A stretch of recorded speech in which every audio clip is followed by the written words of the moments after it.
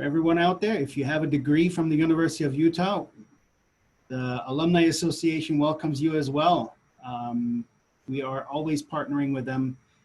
Go Learn is the faculty-led travel program for the U, and we're not traveling right now for obvious reasons, but we're bringing the road kind of to you, but we're bringing interesting aspects to you, because even though we don't go, we can always learn. And today with Dean McGovern, again, the executive director of the Bennion Center, the University of Utah's Community Engagement Center here for our students. And, you know, as a doctor of education and civic engagement in higher education, he will present today on, you know, if not us, then who, engaging meaningfully with the community and service learning in general. Hi, Dean. Hey, Christoph, thank you so much for having me. I am honored, and I'm really happy you picked this amazing topic. It's more important than ever, and I think we're so ready to hear about this. Again, Alumni Association welcomes you, the Bennion Center welcomes you, the University of Utah, everyone out there, whether you're from the U or not, we don't care. Hopefully you found us. And thank you for joining us today. Dean, tell us a little bit about you and the center. Thanks, Christoph. Again, my name is Dean McGovern. I have the honor and privilege. I get to serve as executive director of the Bennion Center, which is the university's public service and community engagement center. We engage faculty, students, staff, and community partners in various projects and activities. And we administer all the community engaged learning, experiential learning courses at the university. And that's over 250 courses across the curriculum in various disciplines across all 16 colleges of the university, where faculty integrate community engagement into their courses, whether they be biology, philosophy, nursing, social work, engineering, what have you. And so we're very excited to do that. This topic is very, very important to me. It's something that I've been thinking about, reading about, studying, discussing for several decades. I started my career as a faculty member at the University of Montana and moved to the University of Utah 6 years ago in 2014, and was very fortunate enough to join the Bennion Center. I've admired the Bennion Center for 30 plus years. When I was an undergrad, I took some service learning, some community engagement courses, and the Bennion Center was getting its start then, and everybody was talking about it. And I remember just being 18, 19 years old and learning about all of this and how important it was and how important community engagement is in a higher education setting. And so I just brought a few slides with me today, and I'd like to share those with you. And if it's okay to get started, Christoph. Yeah, and again, thank you and welcome. And I'm going to leave the room virtually. I'm just going to be still here. But for everyone out there, we're going to follow this presentation with some questions and answers. So if you run your cursor across your screen, you'll see the Q&A and the chat functions. Plug your questions in there if you have, or comments, and we'll get to it afterwards. So thank you, Dean. And I'll see you, everybody else, in a few minutes or when the presentation is done. Thank you. Wonderful. Well, thank you all for being here, taking the time out of your October 1st to join us. I'm really pleased to be here again. If you do have questions, comments, please either put them in the chat or we can discuss as we move into the question and answer period. I want to start by talking about how we are social people. We are social beings, and we depend on one another. We need each other for connection, for belonging. And if you consider Maslow's hierarchy of human needs, first obviously becomes food, shelter, water, and then we start to move into more social needs. We need love, we need connection. We need each other, and that is the fundamental foundation of community. And community is what drives us at the Bennion Center. We are instilling in people who are developing within their families to understand that while they have been taken care of as children and raised and educated by teachers and ministers and parents and grandparents, that they also have developed into the people who now need to nurture and give back to the community. And we don't think that there is a better time to do that than while students are in college. And so the Bennion Center is just a real gem, a gift, and I feel very fortunate to be a part of it because we instill this sense that community is foundational to our existence. We recently lost another gem, a superstar in our American culture, Congressman John Lewis. And he reminded us often that if not us, then who? If not now, then when? He talked about getting into good trouble. And he talked about raising your voice. And he talked about getting involved, getting engaged. And that is paramount to community engagement. If not us, then who? If not now, then when? And in a more humorous fashion, Lily Tomlin has always reminded us. I remember a quote from her when I was younger. She said, I always used to think someone ought to do something about that. And then I realized that someone was me, that I'm someone. And that's true. I think we have to remind us, especially younger people, that they have agency and they can get things done and that the world can be better and more beautiful. And they're the ones that can make that change. So I want to talk a little bit about what we can do for our community today. And I really look forward to a robust discussion with all of you.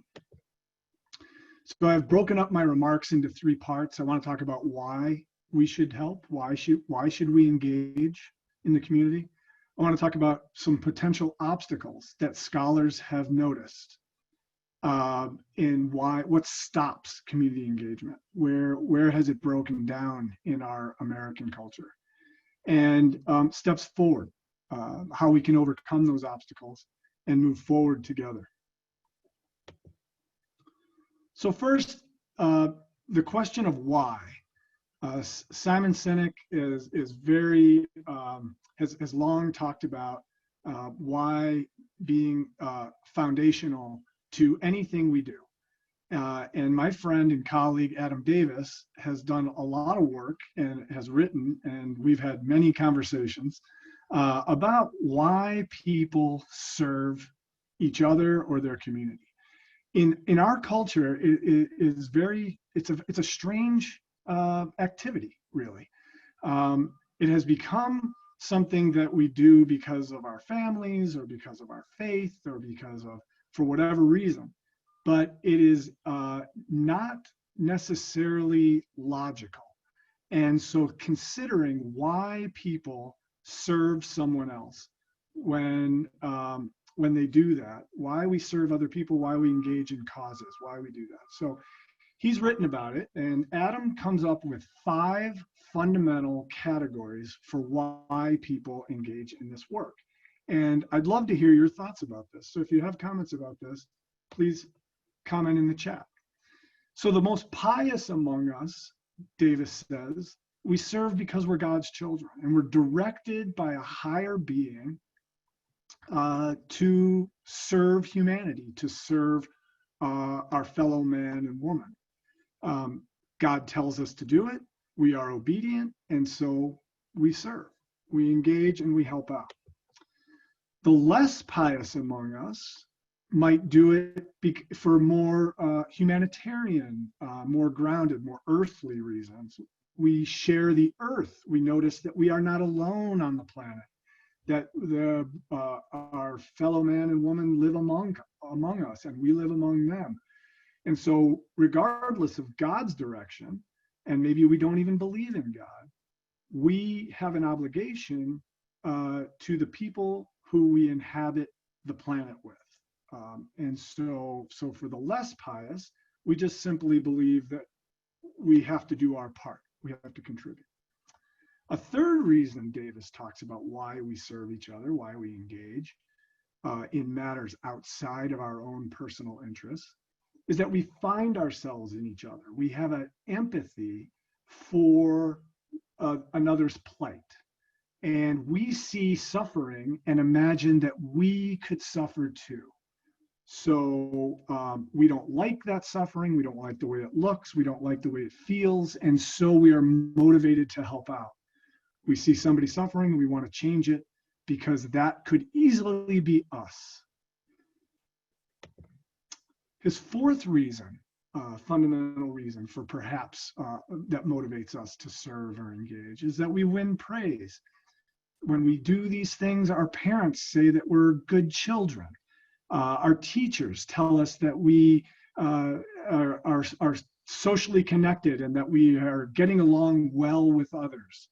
We earn praise by putting things on our resume. In our modern culture, we are posting selfies, serving sandwiches at the shelter, or we are seeing photos of people planting trees in the park. We get interviewed and put into the paper or on the news. We become public heroes to a degree. We win praise and that feels good, and we want to continue that praise, so we continue to serve, we continue to engage. And then finally, Adam Davis talks about our guilt, our personal guilt. We all understand that we're imperfect human beings. We don't do everything well. We do engage in cruelties occasionally, unkindnesses. We make mistakes on a daily basis, and we need to make amends for that. We need to do something to bolster ourselves, our own self-esteem or our image, and we need to, our guilt drives us to help out, to help somebody else. Maybe we feel guilty about the amount of money we make or the mistakes we've made in the past. So those are the 5 fundamental reasons that Adam Davis talks about. And I might challenge you to think about some other ones, some things that motivate you. One that I think about a lot and that I've actually talked to Adam about adding to his scholarship is one of the reasons that I find people serve or engage is because they're asked. Now, if you dug deep into their response, if somebody is asked to help and then they rise to that call, what motivated them to rise to the call? That might draw us back to Adam Davis' taxonomy here of his 5 fundamental reasons.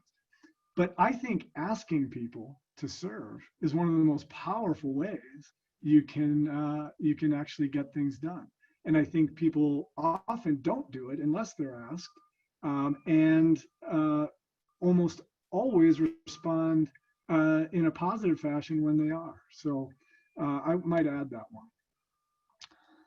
Thinking about why, I always consider MLK Jr. and one of his famous quotes, and something that I remind students of a lot, is that everyone can be great because everyone can serve. I think that's foundational and very, very important, especially for younger people, because a lot of our students, and probably many of us who are not students, feel like the world has become so complex, so big, so complicated that we can't possibly do anything and make a difference. Or we haven't quite made it yet. We're just students, we're not done with school, we don't have much to offer. I'm not an expert in anything, and I really can't offer. But MLK wisely reminds us that we absolutely can. There's always something you can contribute. And I'm reminded of a story when I first moved to Salt Lake City. It was fall semester 2014, and that fall I found myself at City Creek Mall, sitting on the rocks, the rock wall that lines the creek, the indoor creek, as part of the mall, that feature. And I'm sitting there just inside the doors. It's just after Thanksgiving, and I'm sitting inside the doors, staying warm, while I notice outside the doors on Main Street by the track station that there's a man with a blanket laid out and a dog sitting next to him, and a little can or a bowl collecting coins and money. And he appears to have all of his worldly possessions on that blanket at City Creek, right outside the doors. He's not sitting inside where it's warm. He's sitting outside where it's cold. He appears to have nothing. He might even be living on the streets. And as I'm sitting there and observing what's going on around me, I notice a woman walking through the mall, going at those same doors from the inside, with her arms just filled with bags. Neiman Marcus and Macy's and Lululemon and Banana Republic. And she's got every bag, and her arms are chock full, and she doesn't have any room, and she's kind of making her way towards the doors.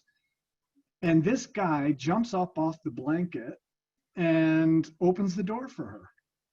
And ostensibly, I'm thinking, as I reflect on this, what I'm watching, that she appears to have everything in the world, certainly material things, and he appears to have very little, if anything, certainly material things. And he had that to give. And it was a real-time, real-life reminder that somebody who ostensibly has nothing has something to give, has something to provide somebody who ostensibly has a lot. And another reminder is that whatever it appears you have, we all need help. We all need help at some point. And that engagement and service should never be a hierarchy. We should all be serving, and we should all be receiving all the time. And that's part of that social connection and that social contract that we have. We get students at the Bennion Center. They come in and they're ambitious, their eyes are wide. We get a lot of go-getters. We get a lot of people who want to make a difference. They want to make the world more beautiful. And they come in and they say, we want to change the world. And it's fun. I love that. That's just a fantastic blank canvas to mold and to shape and to watch, grow, and nurture. And when they say things like, I want to change the world, we often have to have a discussion about what that looks like, what that means. Because ultimately, 7.5 billion people on the earth, there are probably about 7.5 billion ideas about what the world should look like and what that change should be. So it's fun to start to shape and create that. The other thing that I like to remind people of is that the earth is filled with ambition and drive and intellect. And it's found in all corners. It's found in the eastern part of the United States. It's found in the Northwest Territories of Canada. It's found in sub-Saharan Africa. It's found throughout Asia and the subcontinents of Asia, India. And there's so much intelligence and skill and talent. It's equally distributed across the globe. But what is not equally distributed across the globe are opportunities and resources. And I think that's our job, is to make sure that that talent, that ambition, that intellect, those skills get nurtured by the resources and the opportunities and the access. And we can more equally distribute that stuff, because the other stuff is equally distributed. So what are our issues? What are the things that we try to engage people in? What are the things that are most important? The Utah Citizens Council does an annual report. They talk about this a lot. We see it in the Salt Lake Trib, in the Deseret News. These are the things that are affecting us and our communities. So the environment, we want clean air, clean water, clean soil. And those are things that affect all of us. So our environment is an issue that we need to engage in. These are the things that need our help. So if not us, then who? Who is going to make sure and ensure that we have clean air, clean water, clean soil? Education and academic success, like I just talked about. We want everyone to have access to these things because we know there's talent On the East Bench, we know there's talent and skills and intellect in West Valley and in the western parts of Salt Lake City, all the way up and down the valley and across Utah. We know that it's all over, but the access to supplies and right now during our pandemic, we need access to technology, and everyone needs access to technology and high connectivity and internet service. We have to ensure that for everybody, and we need to. So that's a big issue. Health, obviously, very, very important, front and center right now. Access to affordable care. We have to have it. Everyone needs it. Everyone's going to need it at some point in their lives, and it should be afforded to everyone. We need shelter, food, and security, as Maslow talked about. We need affordable access to all those things. Not only we need geographical access to those things, we need food that's accessible to us by foot or by bicycle or by public transportation. Food deserts are a big problem, and we've created those, so we can fix those. And then finally, we need people to be engaged in the process. This is a census year. 2020 is a census year. We need everybody to fill out the census and be counted, so that we can run our representative democracy correctly and the resources can get to the places where they're needed most. We need people to vote. This is a presidential voting year. So we need more people involved. We need people involved in campaigns. We need poll workers. We need folks to help other people register. We need more engagement. We need everyone to do their part. And these are some of the issues that we face. Ancient Athens is said to be the birth of democracy. It was the first form of democracy that the world had ever seen, at least that has made it to the history books. There may have been pockets of democracy in other places that never quite got the fanfare and the scholarship that it probably could have been afforded. But be that as it may, ancient Athens, around 500 BC, is said to be the birth of democracy, where there was excessive community mindedness. Everything was public back then. The religion, the gods, everybody was, all adults in the community were meant to be part of the process. And if you weren't, you were shamed. And that happened in public. Athletics happened in public. Sports not only happened in public, but often naked. There was all kinds of community mindedness, and everything was public. Discussions, debates, politics, family matters, just everything out in the open and very public. Everyone, it was encouraged, and everyone was responsible for public life in ancient Athens. In fact, the ancient Greeks had their religion, the gods, were all very useful gods. Everybody, all the gods were connected to something useful, like love and wisdom and agriculture. And the gods were connected to athletic prowess and this usefulness. And the gods were meant to be models for the citizens, that what was your calling and how could you contribute to society. And your calling and your vocation wasn't about you and your own wealth. It was about what you could contribute to the larger public common good. And very, very important. The ancient Greeks had a word for people who brought private matters, who were more concerned with private matters than they were with public matters. Because of course there were those people that just didn't want to be part of the public matters. They were more interested in their own private interests and private matters. And they called those people idiotes, which ended up becoming our current word for idiots. Idiots to the ancient Greeks were the people who made the private more important than the public. And an interesting evolution of the word. If you look at this painting, many of you know, is the School of Athens by Raphael. And in the middle of this painting are two figures. On the left, of course, is Plato.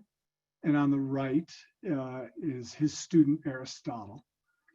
And if you notice, I know it's small, but if you look closely, Plato in the red robes there is pointing to the sky. And because Plato believed that the spiritual realm was where truth and the most important was the most important realm, and that's where truth lied, in that spiritual realm, and that our senses would betray us. But if we stayed in the spiritual realm, we'd find our truth. And Aristotle, his student, good student for a while, but then, as many students do, start to question the mentor.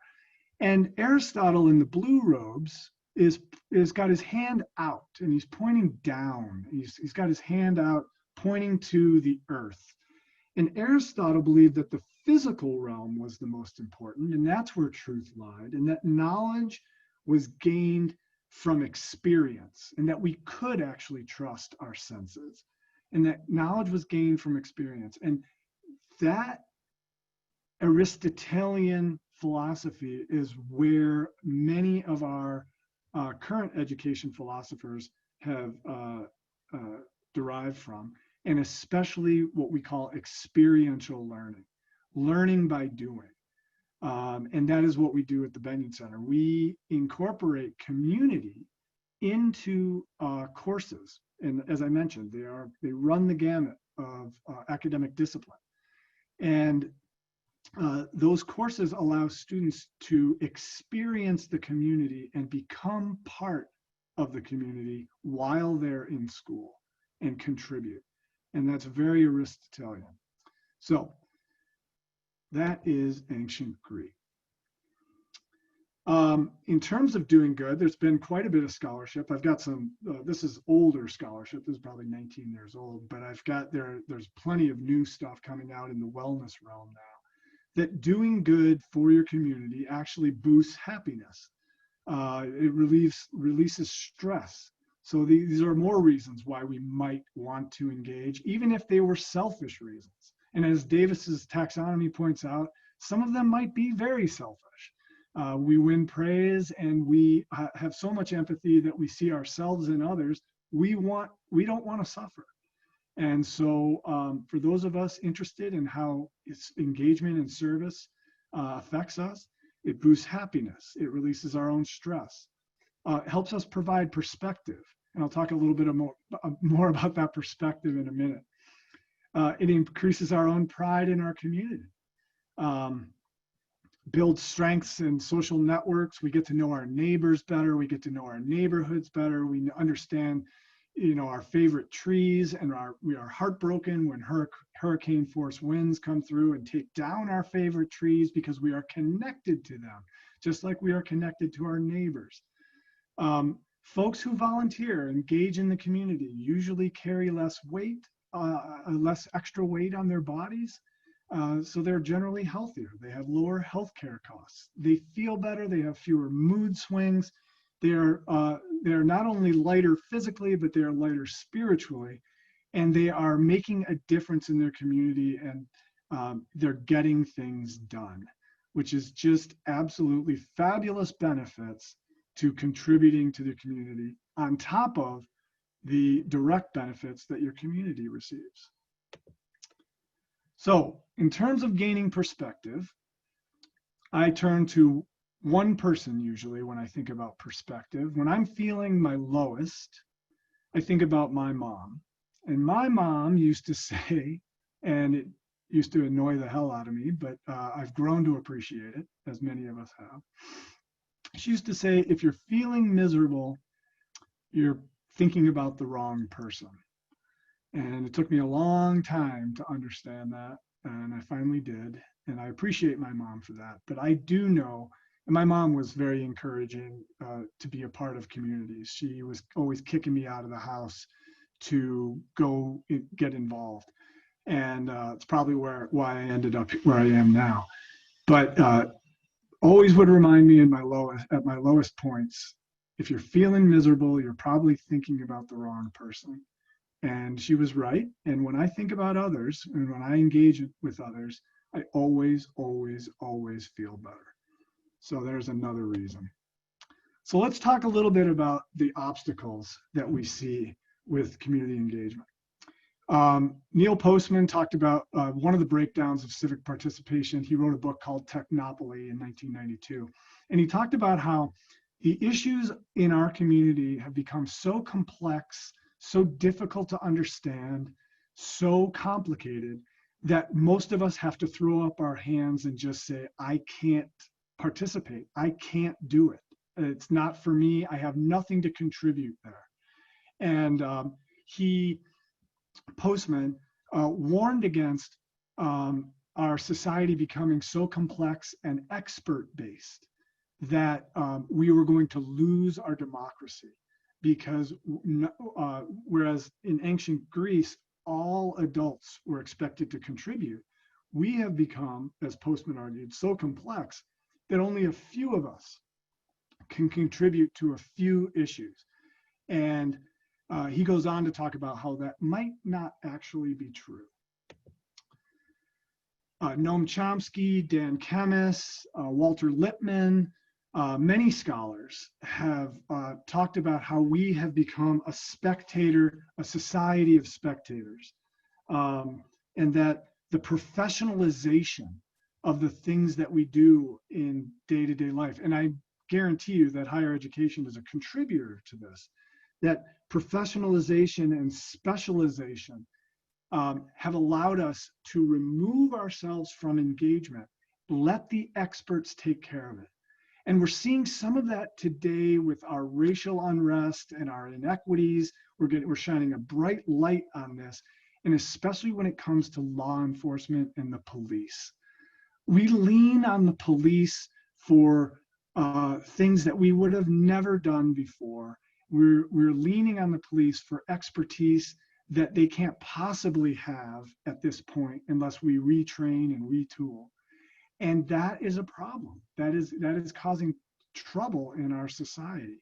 And this idea of professionalization and social specialization to handle these issues is really problematic for us. For example, with the police, if the music's up too loud at our neighbor's house, I think too many of us would call the police to have them take care of it rather than have a conversation with our neighbors and engage in that issue with ourselves. Or if the limb's falling off the tree, or if there's a pothole in the street, we make the calls, but when can we make the calls, and when can we handle, what are the things that we want to engage with and handle ourselves? I think the litigiousness of our society has changed that as well. And we want to be very, very mindful of it. At least draw attention to it like Chomsky, Lippmann, Dan Kemmis, and others have. Not letting others always fight our battles. In The Revolt of the Elites, Christopher Leish talks about how the excessive wealth of our society has disengaged us and has caused a breakdown in civic participation. There is no country in the world that has provided opportunities for people to make so much money. And the money has actually purchased people out of engagement, both spiritually and financially, of course, but then geographically. People are buying houses in places that are away from the city centers and away from our communities, isolating themselves and removing themselves from the issues of society.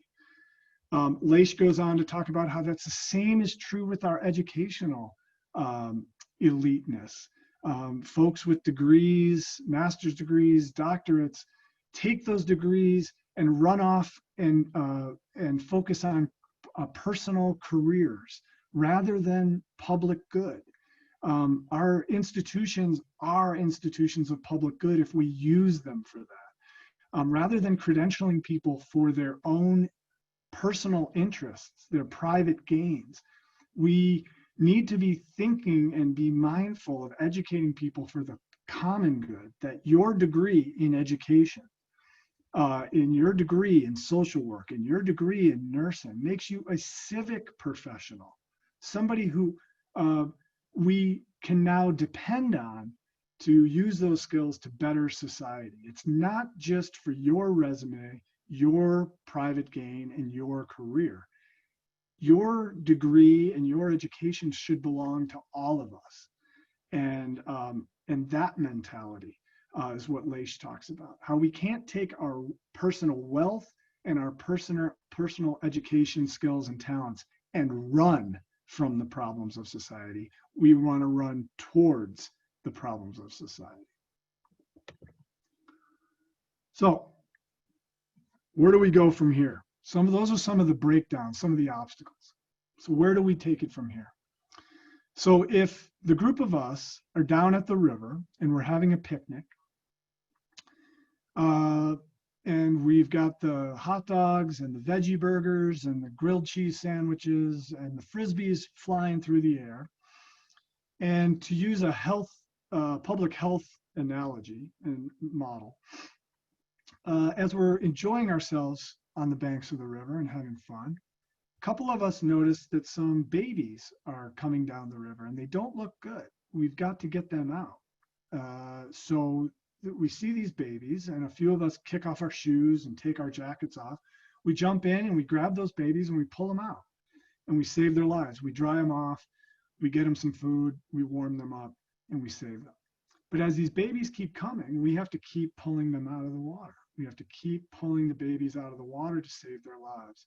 And as they keep coming, we realize that we're a little bit outnumbered. So some of us recognize that quickly. We jump in, we start showing the babies how to use their arms and their legs to tread water, to keep their heads above water and stay healthy, stay alive until other help can come and they can get out, or maybe perhaps get out themselves.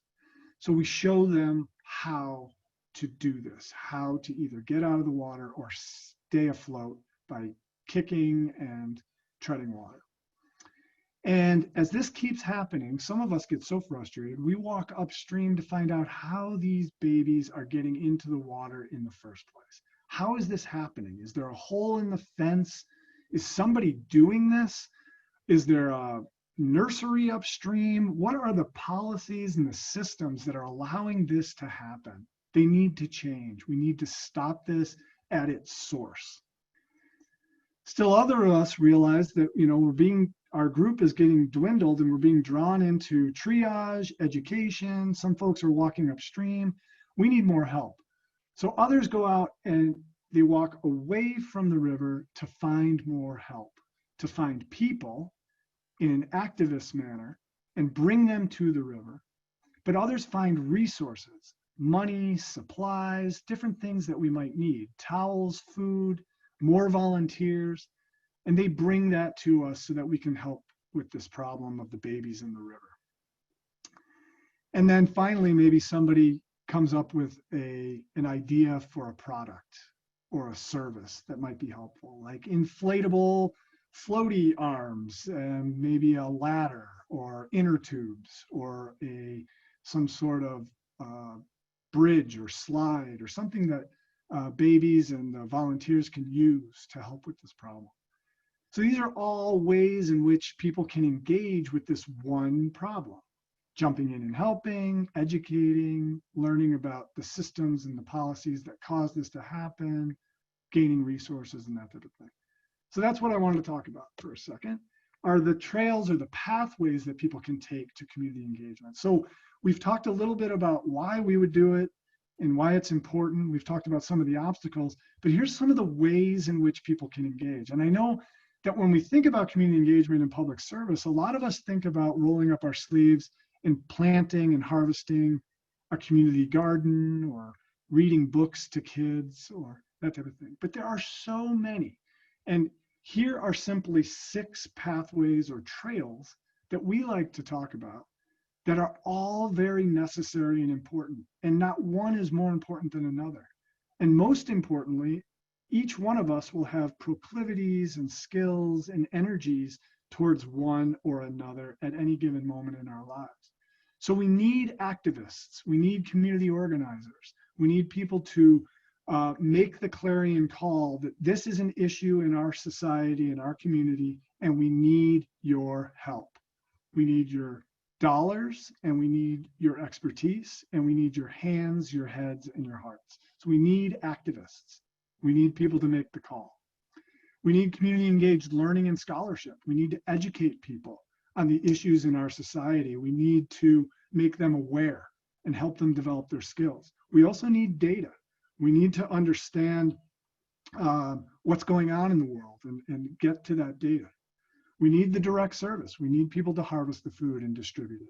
We need philanthropy. We need to get resources from where they are to where they're needed. We need policy and politics. We need people to run for office. We need people to help them run for office. We need people to engage in causes and ballot initiatives. And we need social entrepreneurs. We need people to run businesses that will give back and have a corporate responsibility. And we also need people that will run businesses that will be entrepreneurial or inventors to invent products or services that will help us address the issues in our society. Things like air quality and access and elderly care, that type of thing. And then Gandhi is has written extensively and talked a lot about how action is most important. So regardless of the trail you pick, regardless of your motivation, and regardless of the fruit of the action, Gandhi reminds us that action is much more important. It's the most important thing. You might not be in a position to understand or even know the fruit of your action. You might not ever be around to see the fruit of the tree you plant or the action you take. But we know for certain that if you do nothing, there will be no results. And I think that's a really important message from Gandhi, that action is critical, and we need it from all of us, as the ancient Greeks talked about. And then finally, I'm going to leave, before we get into questions and answers and discussion, which I'm really looking forward to, I always feel contractually obligated to share a few words from Lowell Bennion, the namesake of the center, who is a true humanitarian and scholar around Salt Lake City and the university. He says, learn to like what does not cost much: reading, conversation, music, climbing hills, the songs of birds. Keep your wants simple and always ask, how can I help? And I think that's a fundamental message at the Bennion Center, and it's something we can always ask ourselves: how can I be helpful? What trail can I take? How can I make the world more beautiful in my spheres of influence? So I really thank you so much for the invitation, and I really appreciated being here with you, and I'm happy to stick around and answer questions and engage in a dialogue.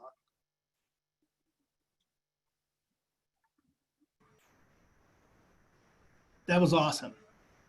That was beautiful. That was, once again, I learned so much, and I'm inspired, and I really love it. Especially the presidential debate had me, you know, I think all of us collectively, it beat us down, and I think everybody should hear something like this.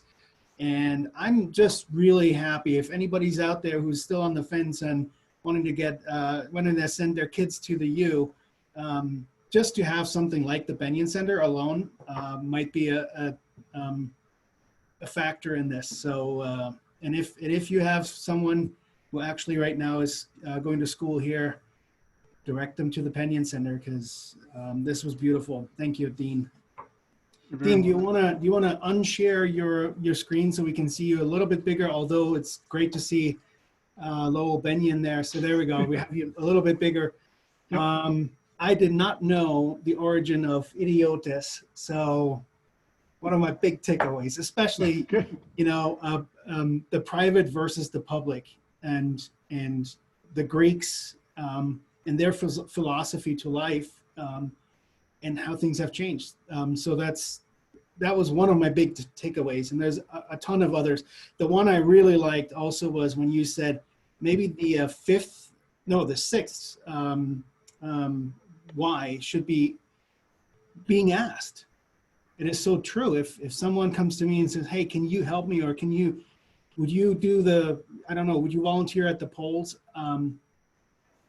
You may not have known that somebody needs help. And that's the other good thing that I took away, is like, all of us need help. No matter how well-to-do we are, each one of us could benefit from some help. So what goes around comes around, all the karma thing. So I'm totally inspired. And I will get to the questions because we have some coming in.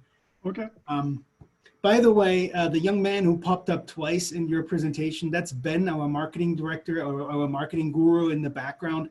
He's had internet issues, so every time Zoom kicks him out and lets him get back in, he showed up in your presentation. So we had twice a visitor from Ben Leinbach, our good friend, who actually helps us in the background, who goes always unmentioned. So today we want to mention him. Thanks, Ben. All right, let me get to some of the comments. I'm opening my chat, and I'm going chronologically and toggle back and forth between the chat and the Q&A. Donna, right from the beginning, is like, it is in the giving that we receive. Very much part of the Jesuit tradition. I went to Jesuit school. So yes, that's right. Carla made a comment also, said, another reason may be because you are taught to serve by family, teachers, places like the Bennion Center. I think this goes back when you were saying the 6 why would be the ask, and she was saying maybe it's also because you're being taught to serve. So that's a good Really good point. Really good point. I hope that's true. And I hope so too. And I do believe so. You know, maybe some student just came to you to fight for the credits, right? All students need to graduate at some point. So they pick something and it sounds so fun. Alternative spring break. I'm going on this. And while you clean up a river in southern Utah, you actually get credits because you're also learning something, I don't know, about the geography and other things. So maybe someone joins the Bennion Center for the credits and ends up with a lifelong love for giving back. Mm-hmm. Another comment. What about empathizing, sympathizing? They've been a similar position in past and want to help others. Yes. I think you mentioned that's the shoe was once on my foot type of comment. Yeah, it's so important. Yeah, a lot of people have felt that suffering and want to eradicate it or eliminate it in others. So that's a great one. Mm-hmm. Yeah, we have Mark saying inspiring lecture. Thank you! Exclamation point. So thanks, Mark. We are totally agreeing. Oh, there we go. Okay, Carla said, I'm a proud Bennion Center alumni. Yay. How can I become more involved with BC Bennion Center service projects and support service learning scholars? ? Oh, excellent. Thank you for that question. We are doing our utmost in this COVID period to remind people that community engagement is not so much, or the Bennion Center necessarily, is not so much a physical space, but an idea and an ethos and a spirit. And that community engagement can be done even virtually. We have listed out on our website a bunch of projects that can be done from the safety and comfort of your own home. We can all do things like the census and making sure that we're helping people register to vote and getting the word out. Those are all things we can do without being face-to-face. There are plenty of there's sewing projects and community gardens you can do outside and at a physical distance. But we really are trying to remind people that while we need to be physically distant, we really need to remain socially connected. And you can do that. We're very fortunate to live in a world with so much great technology right now. And then in terms of supporting the Bennion Center, you are welcome to participate in any of our community service projects that we're having throughout this semester. We just had Legacy of Lowell 2 weeks ago. We're going to be doing more of those. And then if you want to contribute, we have ways to give to scholars and alt breaks and our community partnership programs, lots of ways. And you can contact me or just go right on our website. Yeah, so there's scholarship funds for students who may otherwise not be able to participate. So this, again, your website is bennioncenter.org. That's right. Here at the University of Utah. A simple Google search will get you to us as well. Donna was sharing the Greater Good Science Center at the University of Berkeley has also a community center. It is an international campaign for compassionate cities, charter for compassionate, or international compassion. So apparently Berkeley does also a lot of stuff with science and doing greater good. So I'm on their website. It's maybe this was a Berkeley alumni here finding us today. I'm going to switch over the Q&A for just a second. We're still, okay. Tina is asking, what types of programs do you coordinate for students to participate in?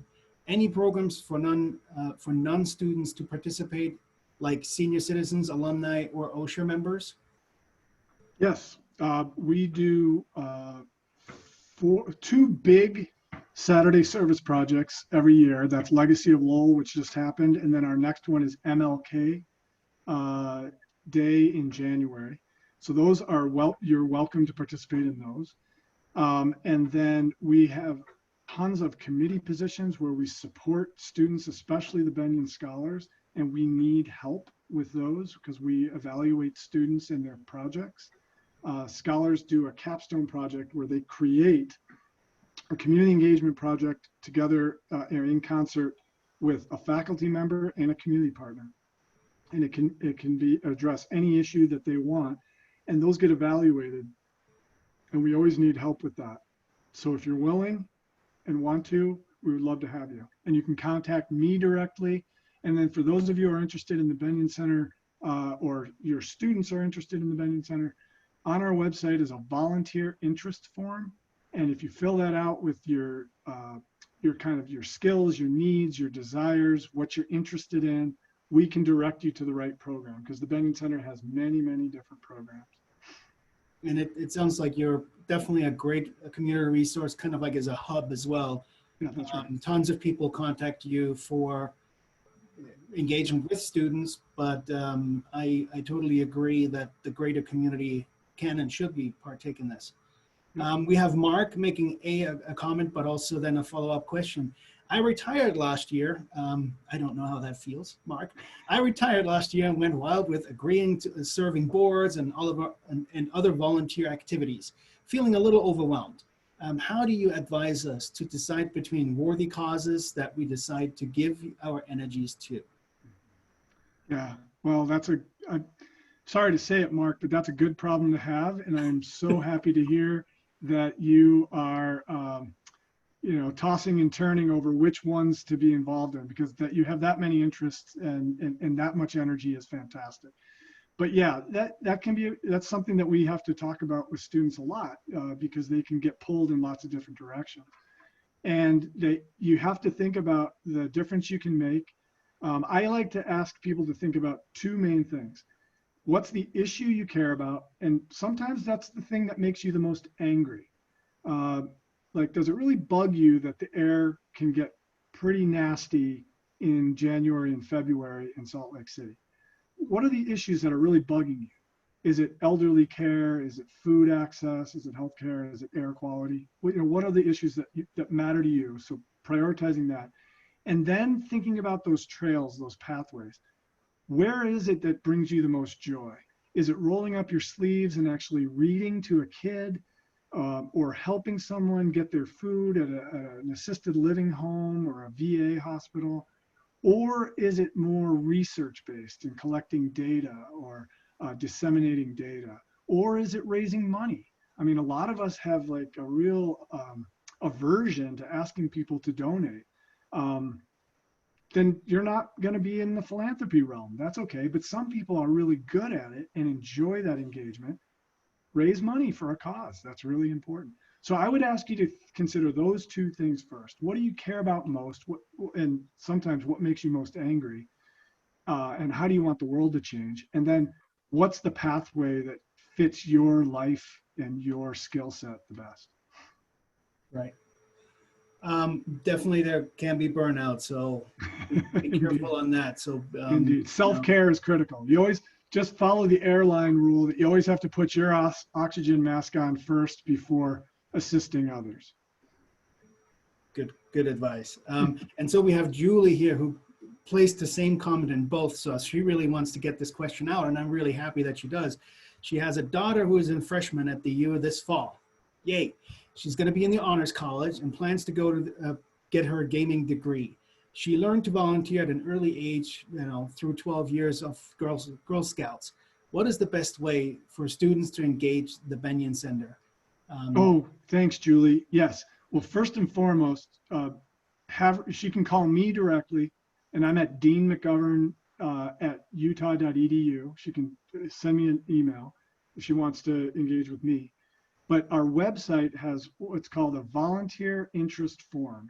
And if she fills that out with the kinds of things she's interested in, we will get her directed into, we have over 190 community partners that engage with the Bennion Center, and they all need help. Everybody's looking for help, and we can definitely get her into those things. And then, as Christoph mentioned, we have alternative breaks, which are fabulous, intensive experiences. And then a whole smattering of community engaged learning courses and all kinds of events and things like that that we can engage her in. So I'm really happy that she had that experience at Girl Scouts and that she wants to continue. Yes. And one of her future professors, if she goes to the Honors College, Ginger Smoke, will present next week on Bring Out Your Dead, which is all about the pandemic of the 14th century, the Black Death. Carol, I assume she's from Tennessee. So we have a conference in Tennessee each year on service learning, and a state-sponsored journal to share service learning.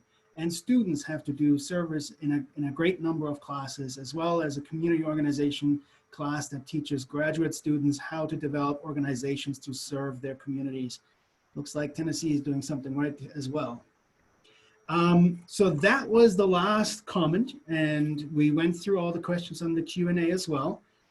Great engagement. Let me scroll down, making sure I really got them all. It looks like I do. So I'm going to close these windows, and it should be, well, Donna says thank you, by the way. So I'm sure a lot of other people thank you for this, including me, obviously. Once again, it was inspiring and exactly what I needed in the days of pandemic and botched presidential debates. And for anyone who's interested or wants to know about this, you will coordinate and work with your students on the vice presidential debate, correct? Yeah, we're doing that next week. Vice presidential debate is being hosted by the university next Wednesday. So maybe there's more content on this one and less flinging and yelling. So thank you everyone for joining us today. Dean, thank you so much. Namaste and all the best. And yes, I hope to see you soon in person. Yeah. Bye. You too. Thank you so much. See y'all.